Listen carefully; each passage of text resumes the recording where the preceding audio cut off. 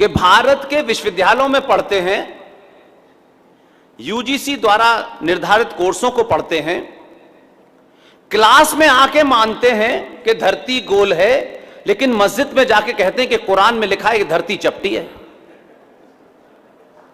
इस कंट्राडिक्शन के बाद भी वो आपको हरा रहे हैं। और उसका सबसे बड़ा कारण यह है, सनातनी हिंदू को जो उसकी सबसे बड़ी वीकनेस बन गई है या बना दी गई है, वो धनाढ्य होगा, ताकतवर होगा, बड़े बड़े पदों पे होगा, लेकिन उसको ऐसा लगता है कि मैं बहुत इंफीरियर हूं। यह ब्रिटिशर्स ने भी किया, यह पुर्तगालीज ने भी किया, और उससे पहले जो आए थे तलवार लेके उन्होंने भी किया। दुनिया में जितने भी देश जब किसी देश को गुलाम बनाते हैं तो वो कोई तलवारों से नहीं बनाते, बल्कि आने वाली नस्लों को ये बताते हैं कि जो भी कुछ तुम्हारे पास अपना है ये बहुत इंफीरियर है। उसके प्रति उनके अंदर कुंठा पैदा कर देते हैं, एक कॉम्प्लेक्स पैदा कर देते हैं, और वो पूरा का पूरा समाज उस कुंठा में ही जीता है कि जेंटलमैन का मतलब है टाई लगाने वाला। और अपने दिल पे हाथ रखिएगा और पूछिएगा कि हमारे अंदर एक ऐसी दौड़ शामिल में हो गए हैं हम कि हमारे घर में बच्चे ने जन्म भी नहीं लिया होता तब भी सेंट फिदेलिस में उसका पहले से रिजर्वेशन करा देते हैं। यह हमको शौक पैदा हुआ कि हमारा बच्चा कॉन्वेंट में जरूर जाए, और मोहल्ले में 10 लोग अगर आपके घर आए तो आप उस बच्चे को बुला करके, उस बेचारे का मन भी नहीं होता तब भी उससे कहते हैं अंग्रेजी वाली पोएम सुनाओ। आप उस बच्चे को उस समाज में अपना रौब गांठने के लिए इस्तेमाल करते हैं, और इसलिए आपका बच्चा मैथिली शरण गुप्त की कविता को कहने में गर्व नहीं महसूस करता, लेकिन ट्विंकल ट्विंकल लिटिल स्टार कहने में उसे गर्व महसूस होता है।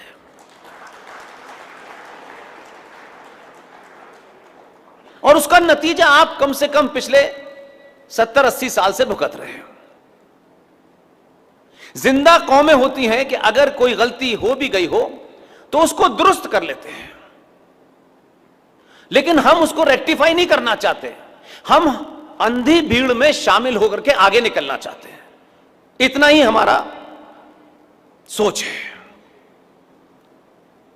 लिहाजा एक कविता बहुत पढ़ी जाती है, मूर्ख राजनीतिक लोग, नेता लोग अपनी दुकान चलाने के लिए कुछ भी कह सकते हैं। इसलिए मैं मानता हूं दुनिया में जहां जहां लोकतंत्र है वहां नेताओं को झूठ बोलने की छूट होनी चाहिए, क्योंकि लोकतंत्र की अपनी कमजोरियां यह हैं कि जब तक नेता झूठ नहीं बोलेगा तब तक वो चुनाव जीत ही नहीं सकता, क्योंकि उसको सबका वोट लेना है। मूर्खों को भी, गुंडों को भी, बदमाशों को भी, बलात्कारियों को भी सबका वोट लेना है, तो उसके मुंह पे ताला लग जाता है। वो चाहता है वोट इस वक्त मिल जाए, चाहे किसी का भी वोट हो। और सनातनियों में तो दौड़ है इस बात की। इसलिए हम झूठ बोलते हैं कि मजहब नहीं सिखाता आपस में बैर रखना, हिंदी है हम वतन है हिंदुस्तान हमारा। वाह क्या शेर है, कमाल का शेर है। पूरी दुनिया में पिछले 700-800-900 सालों से मजहब के नाम पर ही युद्ध हो रहे हैं, धर्म के नाम पर नहीं हो रहे हैं। पूरा ईरान पारसी था, पारसी लोग रहते थे आराम से। कुछ मजहब के मानने वाले आए, उन्होंने तलवार के जोर पर उस पारसी देश को इस्लामिक देश बना दिया। ये जो 57 देश है पूरी दुनिया में, ये क्या कुरान शरीफ पढ़ के मुसलमान बने? लेकिन हम उस बात को कहने से डरते हैं कि हमारे कहने से कहीं हमारा 2 पैसे का बिजनेस सलमान भाई के साथ चल रहा है, कहीं नुकसान ना हो जाए। इस लालच से, इस कॉम्प्लेक्स से आपको बाहर निकलना पड़ेगा। मुझे खुशी है कि आज के दौर में युवा, बेटियां, बहनें, माएं आज ऐसे डिस्कोर्स को सुनने के लिए घर से बाहर निकलती हैं। यह बड़ी बात है।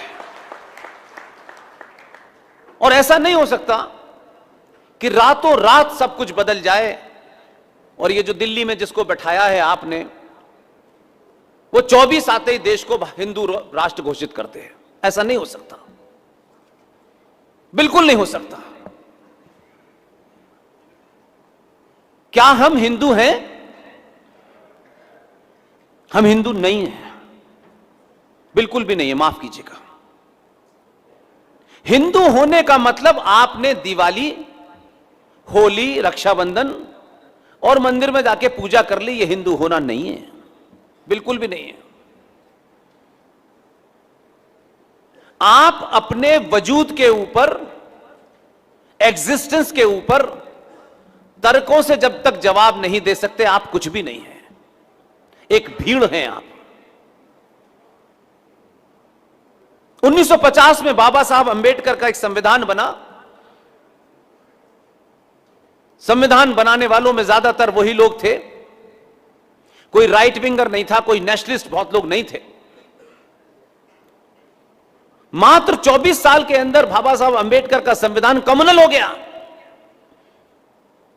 तो जब वो संविधान था तब भी उसे हम मान रहे थे, और 1976 में रात के अंधेरे में 42वें संशोधन के माध्यम से संविधान में एक दो शब्द जोड़ दिए गए कि ये सेकुलर है और सोशलिस्ट है। आज से हम वो मानने लगे,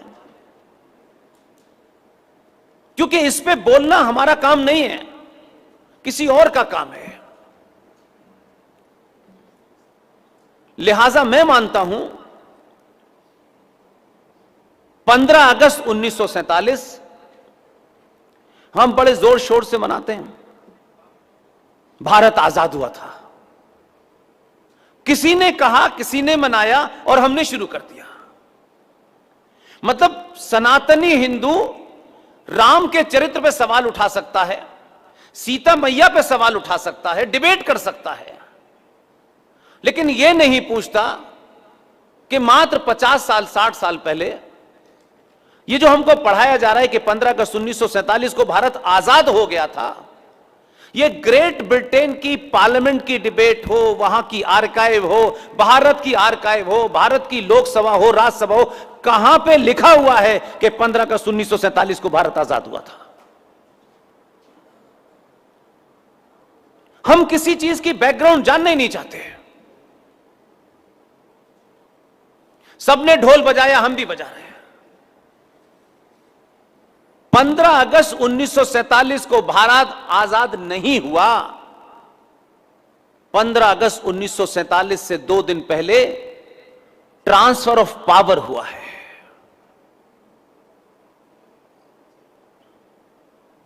क्योंकि किसी का लिखा लिखाया इतिहास पढ़ने से अच्छा है ओरिजिनल सोर्स पे जाएं, और जब तक आप पीछे का इतिहास यहां ठीक नहीं करेंगे, आपका नैरेटिव करेक्ट नहीं होगा। और जो कुछ लोग कोशिश भी कर रहे हैं नैरेटिव ठीक करने की, उसमें भी विरोध करने वाले हिंदू ज्यादा हैं।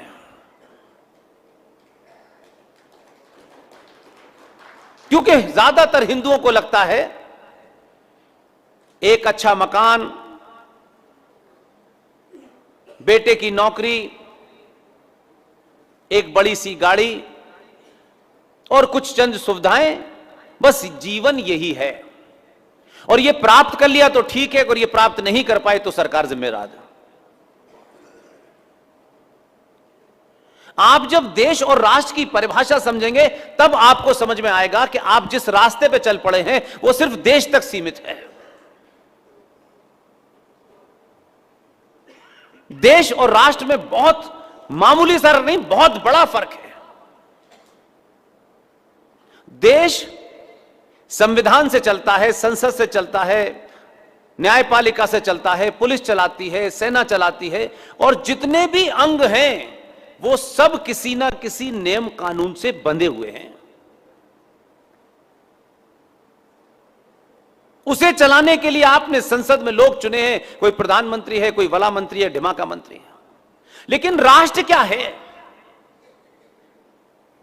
इस देश पे कोई संकट आएगा, सेना अपना काम करेगी, कोई इंटरनल डिसऑर्डर हो जाएगा, पुलिस काम करेगी, बहुत कुछ नहीं होगा, संसद में कोई नया कानून बना दिया जाएगा।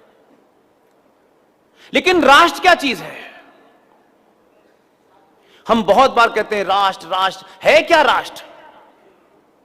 राष्ट्र की कोई सीमा नहीं होती। राष्ट्र किसी संविधान से नहीं चलता। न संसद चला सकती है, न न्यायपालिका चला सकती है, न पुलिस चला सकती है, न सेना चला सकती है। राष्ट्र को समाज चलाता है और राष्ट्र आपकी आस्थाओं से, परंपराओं से, सरोकारों से चलता है।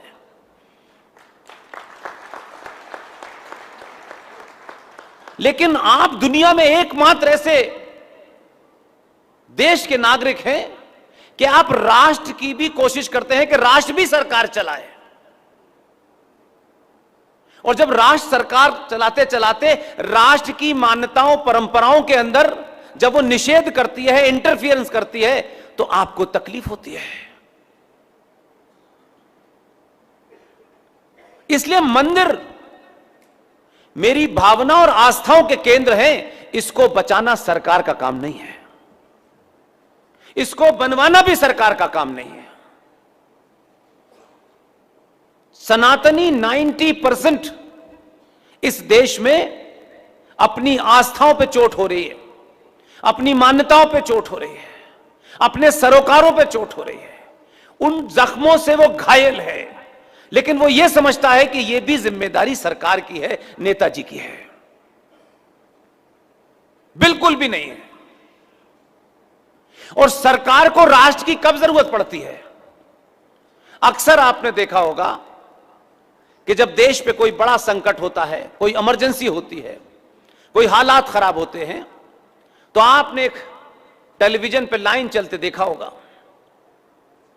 कि देश का प्रधानमंत्री आज रात के 8 बजे राष्ट्र को संबोधित करेंगे।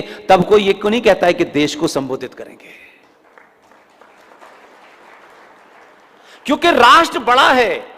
उस संकट के समय राष्ट्र के हर उम्र के बच्चे से, जो वोट डालता भी है, नहीं भी डालता है, जो टैक्स देता है, नहीं भी दे सकता, उसकी जरूरत उसको पड़ती है। इसलिए कहते हैं राष्ट्र को संबोधित करेगा। मेरा मानना है 2022 के भारत में तथ्यों पे, फैक्ट्स पे, लॉजिक के साथ, फिगर के साथ किताब का नाम बताइए, पेज नंबर बताइए और पैराग्राफ भी बता दीजिए।